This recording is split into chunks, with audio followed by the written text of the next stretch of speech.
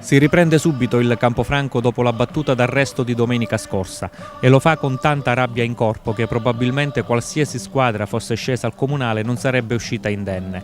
Di fronte a un Campobello che si è dimostrato ben poca cosa, presentandosi con soli 12 uomini, non creando nessun problema alla retroguardia giallorossa, e deve ringraziare il proprio portiere Denaro che ha limitato il passivo in almeno 5-6 occasioni.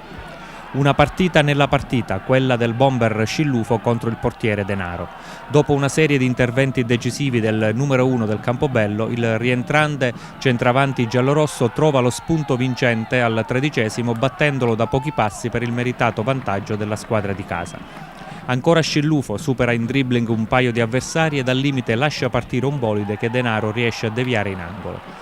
Alla mezz'ora l'occasionissima per il Campofranco per raddoppiare.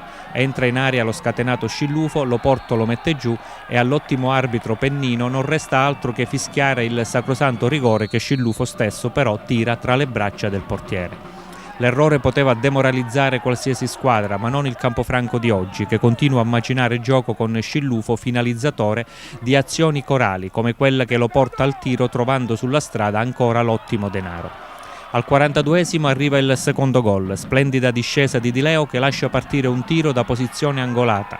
Sulla respinta della difesa del Campobello è appostato ancora Scillufo che mette dentro il 2-0 con il quale termina il primo tempo.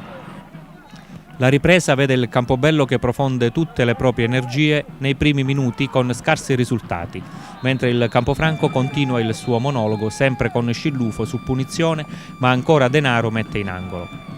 Ma il portiere del Campobello nulla può al 69° quando Zambito supera il suo avversario diretto e mette in mezzo, dove Kozma deposita facilmente in rete per il definitivo e tranquillizzante 3-0.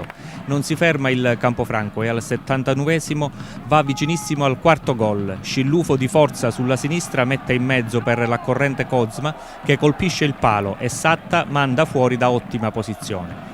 L'ultima azione degna di nota è sempre per il Campofranco con Nobile, che ci prova dai 20 metri, ma c'è sempre un Denaro super con cui bisogna fare i conti e che devia il tiro sulla traversa e poi in angolo. Domenica prossima trasferta insidiosa per il Campofranco, di nuovo capolista solitaria a Dattilo, mentre il Gemini, oggi sconfitto in casa ma sul neutro di Bagheria dal Terrasini, affronterà il Raffadali affamato di punti, mentre le altre due forze del campionato, Riviera Marmi e Strasatti, si affronteranno tra loro in una gara quasi ad eliminazione.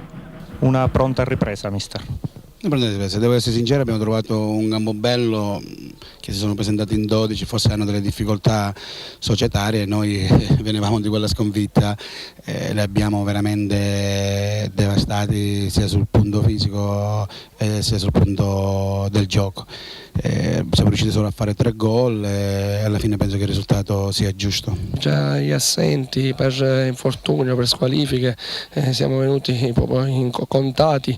Comunque complimenti a Campofranco, una squadra di categoria, diciamo, ha meritato la vittoria e complimenti al pubblico e ai tifosi del Campofranco. Ci siamo concentrati molto in questa settimana per affrontare questa partita perché non era assolutamente facile. Ci siamo riusciti, abbiamo battuto una buona squadra giocando bene e facendo divertire il pubblico. Adesso andremo ad Dattilo per fare sicuramente il risultato e continuare questa marcia per il campionato.